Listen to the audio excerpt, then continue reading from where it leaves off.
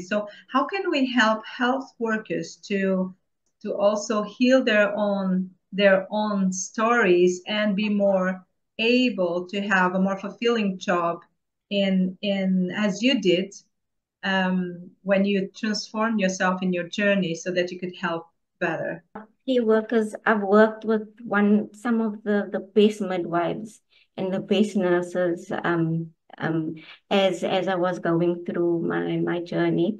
And the one thing that I believe is there are programs out there, but I've never really heard of any compassionate respective care programs. And it's something I'm trying to work on, where I'm hoping to get access into hospitals where we identify those midwives that are suffering in silence, that they most probably also went through the same kind of lack of compassion or respect in their birthing experience.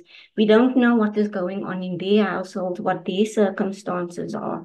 So what I think will be a very, very good program to start with not just a once-off thing, but something where we continually go visit healthcare workers, meaning listening to what they're experiencing when they're at work.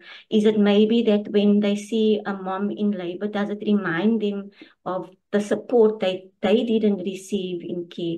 Does it remind them when they're working with infants, do they remember being not being treated with gentleness? Because when you have someone that listens to you, not just with your ears, but with your heart, mind, and spirit, the healing will then come out. So I believe there's a lot of unhealed health professionals, and they get reminded of that day to day. It's a defense response or it's a stress response, if I could say that.